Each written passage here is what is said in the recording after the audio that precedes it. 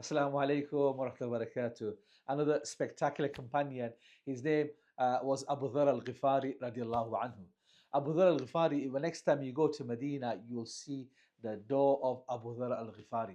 A phenomenal individual, a person from Ghifar. His actual name was Jundub ibn Janadah radiallahu anhu. He was from a place called Ghifar. And this place, the people were known to be bandits. However, Abu Dharr al-Ghifari, a person, subhanAllah, he used to avoid them at all cost. From the beginning, before Islam, himself, he was a person, some even go to the extent saying that he was actually a loner, an introvert, subhanAllah. And when he finds out about Islam, what he does, he sends his brother to go to Mecca and learn about the Prophet ﷺ. His brother comes back and returns back to Abu Dharr al-Ghifari and says that this person commands good and forbids evil. He has phenomenal characteristic. It wasn't sufficient for him.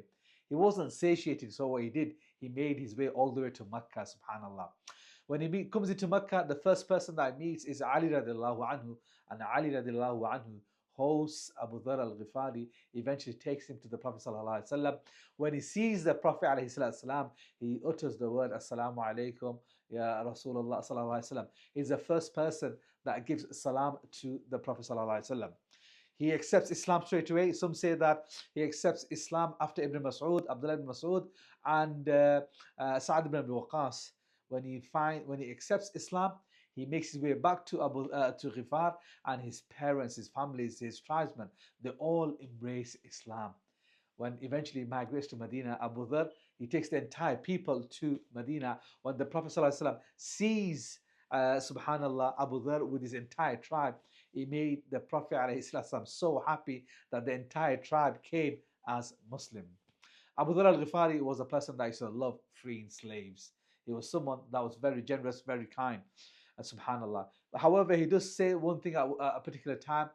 He utters words which were not appropriate to Bilal radiallahu anhu, and he says, "You're son of a black woman." And the Prophet says and admonishes him, saying that you have the traits of Jahiliyyah, subhanallah, from the days of ignorance. You should not be doing this or not be saying anything like this. And what he does, he repents for a long time, subhanallah.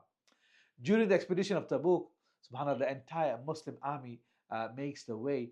Abu Dharr al-Ghifari, subhanallah, he was left behind. His animal was quite slow. Eventually, he makes his way to the Prophet ﷺ the following day. When the Prophet ﷺ sees him from a distance, he says is it Abu Dharr al-Ghifari? Let it be Abu Dharr al-Ghifari. When he realizes that it's Abu Dharr al-Ghifari, he says that this person, he walks alone, and he dies alone, and he'll also be resurrected alone. During the time of the fitna of Uthman radiallahu anhu, he seeks permission from Uthman radiallahu anhu and makes his way to the mountains with his child and his wife, subhanallah. When the time comes of him passing away, there was no one there to, subhanallah, to bury him. His wife, after washing him, thinking about, we need someone to lead his Salat al-Janazah. Lo and behold, Abdullah ibn Mas'ud, the one who embraced Islam a similar time as himself, came all the way, was actually going past his area, and he finds out that Abu Dharr al-Ghifari is there has passed away, and he leads Salat al-Janazah, subhanallah, funeral prayer for Abu Dharr al-Ghifari. Whilst doing that, Abdullah ibn Mas'ud is in tears. A phenomenal individual. You go to Medina, next time you see the gate of Abu Dharr al-Ghifari, you know exactly who this person was, inshallah. Jazakallah. Assalamu alaikum wa rahmatullahi wa barakatuh.